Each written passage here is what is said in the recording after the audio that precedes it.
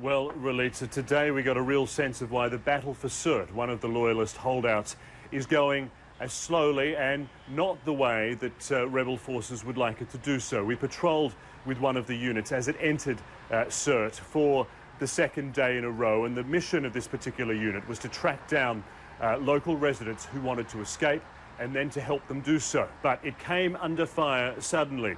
Small arms fire, rocket-propelled grenades. There were multiple casualties. We know that at least one paramedic who was travelling with the unit was killed when an RPG struck his ambulance. It was all very sudden. It was quite intense as these Gaddafi loyalists opened fire from buildings concealed within these buildings just nearby. As I say, multiple injuries. One of our own CNN crew members, producer Ian Lee, suffered a minor shrapnel injury, but he's doing okay.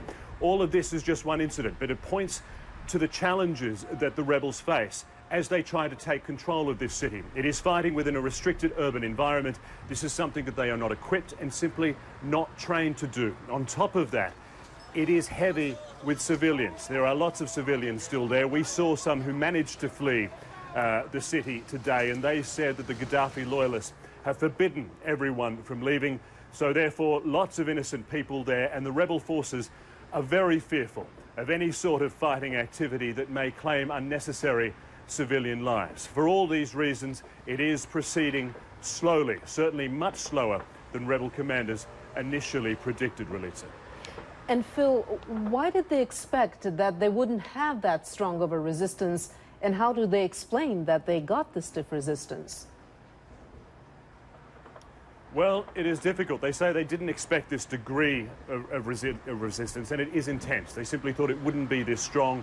It seems that the Gaddafi loyalists that remain are fiercely opposed to the idea of the rebels coming in, and they've had time to prepare, a couple of weeks or so. The rebels also say that they had hoped the local population would rise up in support of them when they came into the town, essentially making it an undeniable fact that it was, and with a mini uprising, yet another rebel victory. But that hasn't happened for whatever reason. We're not sure why, although the families that we've spoken to who have managed to be able to flee this city have suggested that they are simply too scared. They've been threatened by the Gaddafi loyalists that remain, and they believe that most of the population would in fact welcome the rebels if they were able to do so. So what does all this mean? Well, the rebel forces are bigger in number and greater in firepower. So you would think that with time, they would ultimately win out. But it is a question of at what cost. Within this environment in which they are having such difficulty fighting, they are suffering losses,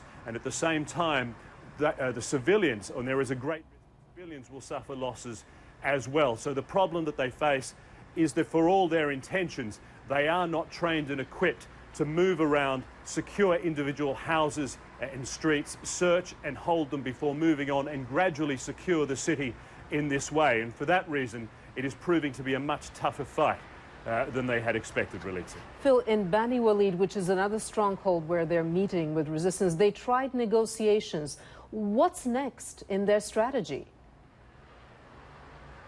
Well, it's a very similar situation there, we believe. Negotiations and deadlines, ultimatums, all of these sorts of things have been employed to try and get the loyalists to reconsider, to switch sides peacefully, because ultimately the rebels do not want to be fighting in these sorts of environments. They do not want to be essentially invading Libyan towns, doing a great deal of damage, killing fellow Libyans, some of them potentially, in fact, likely to be civilians. So for the moment, for as long as the loyalists hold out, well, the rebel strategy, if you like, is to gradually up the degree of pressure upon them, whether it be through negotiation and ultimatum or deadline, or through gradually increasing military pressure. But as time continues and as these loyalists continue to hold out, their options are certainly running out. And what it means is that you're more and more likely going to see a very intense, very ugly urban battle in each of these loyalist cities.